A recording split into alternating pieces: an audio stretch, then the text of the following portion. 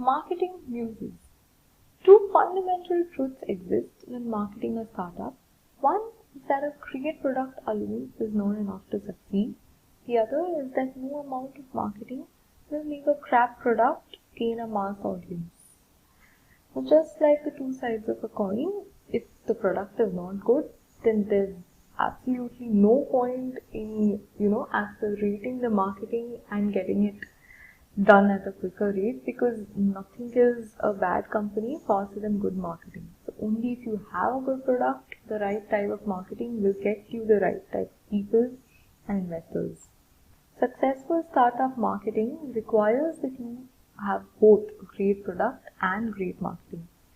For that reason, we are dealing with this in the end, because this is the culmination of all the processes, and this is what will get your product out to the world. So let's start with the foundations of startup marketing. Now, few aspects need to be covered, such as growth hacking. Growth hacking is nothing but building marketing into your product. Now, a lot of people think that, successful marketing strategies are those that are embedded marketing into their product. But I would disagree. Dropbox, Hotmail, Mailbox, Snapchat famously acquired millions of users with almost no money spent on marketing. Their secret? Building virality into their product. A startup's ability to go viral depends on two variables: time, and the other viral coefficient, number of new users each user generates. Now, if your viral coefficient is 1, that means you'll achieve linear growth, assuming you retain your users. Assuming you have a viral coefficient of 1.1, you'll achieve exponential growth, as you can calculate. So how do you embed marketing into your product? Every startup is unique, so I won't discuss tactical methods in great detail, but there are two broad strategies I'd recommend though. First is to build a product worth recommending. Every single user recommends 2 new users, you'll have exponential growth. Second is to align your growth hack with the channels that your ideal customers are going to use for your product. Next would be the conversion rate optimization. Your CRO is the science behind understanding why your visitors are not converting into customers, and then improving your messaging or value proposition to increase this rate of conversions. Contrary to popular belief, it does not start with running A/B experiments. It starts with understanding your visitors and their objections.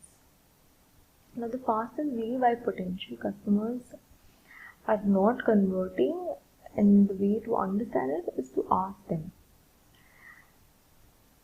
So the first thing I'd recommend is focusing on areas with the most leverage. Focus on your headlines, call to actions, and lead capture forms.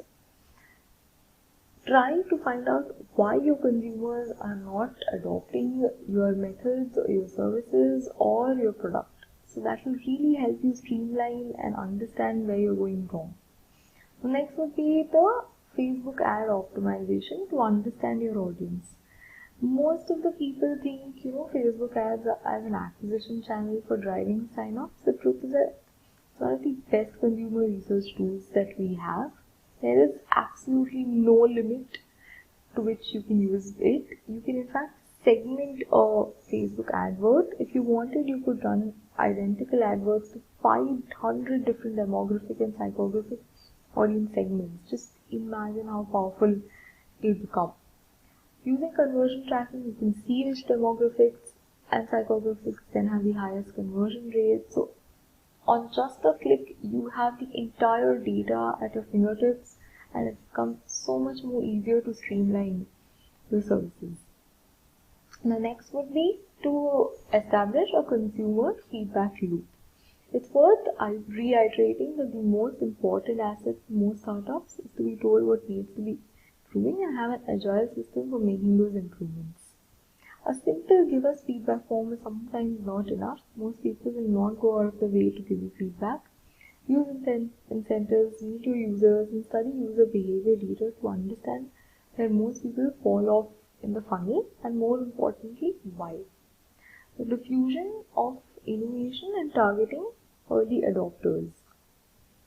So you need to understand what kind of people are imbibing your product or your services and accordingly streamline them depending on that, right?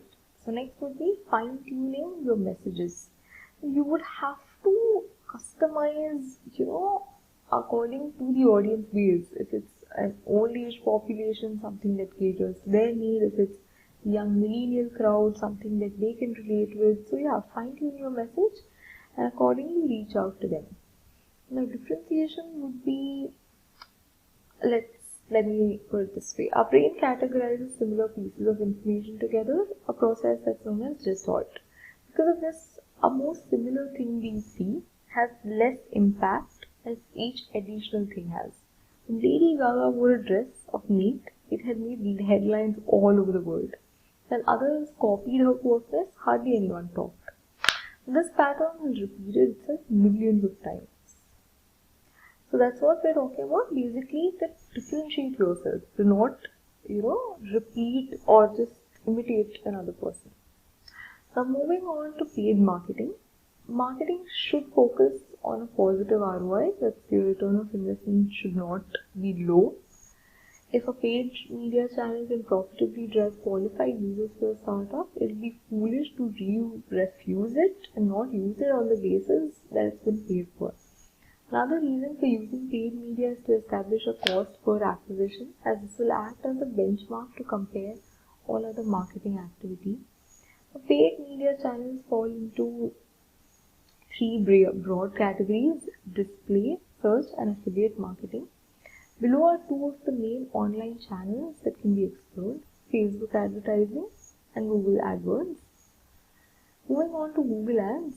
If your product solves an issue that people search for, there's a high likelihood that Google AdWords will be a great acquisition channel for you.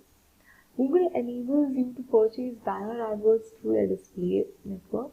You can specify which website your banner ad appears on or bid to appear on websites related to certain keywords.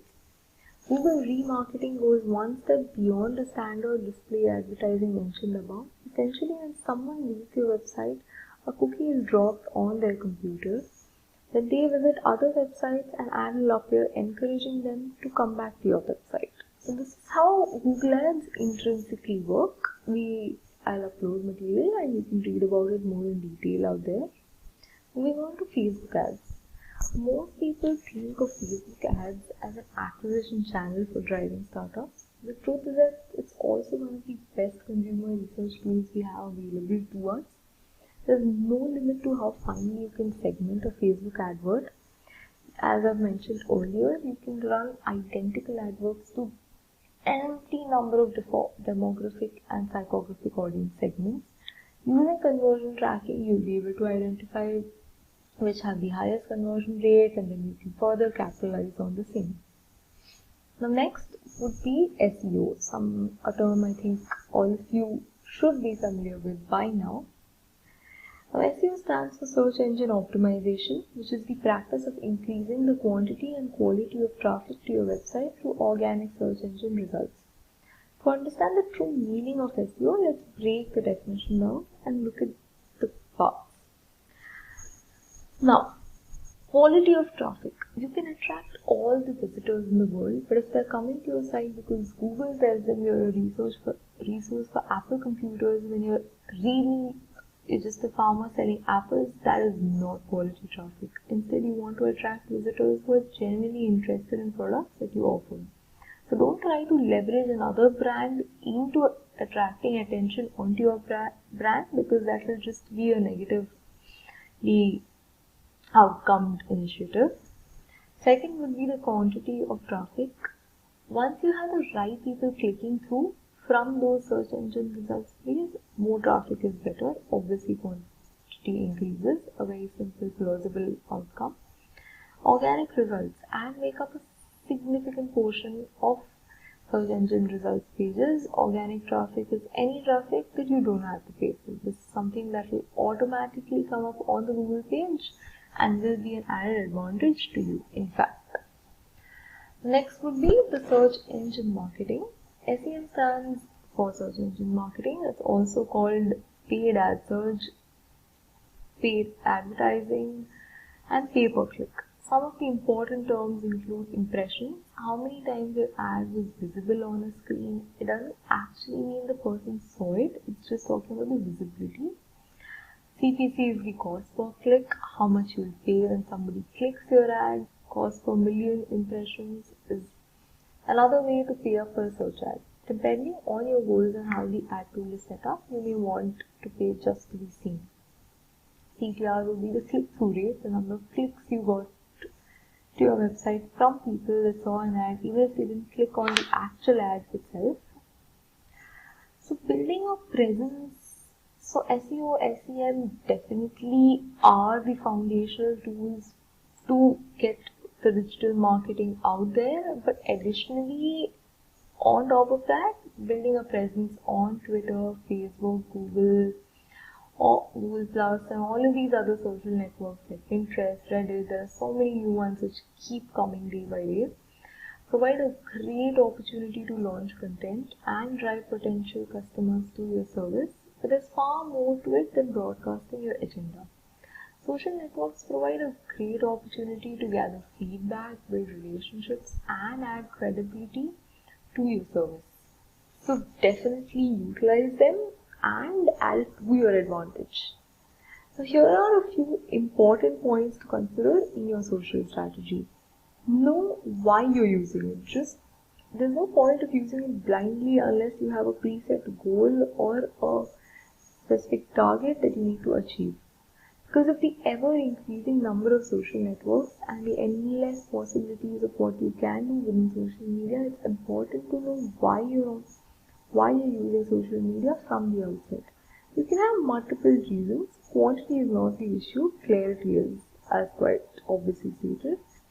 Ultimately, retweets, likes, shares are all meaningless. Your core business goals are what matter.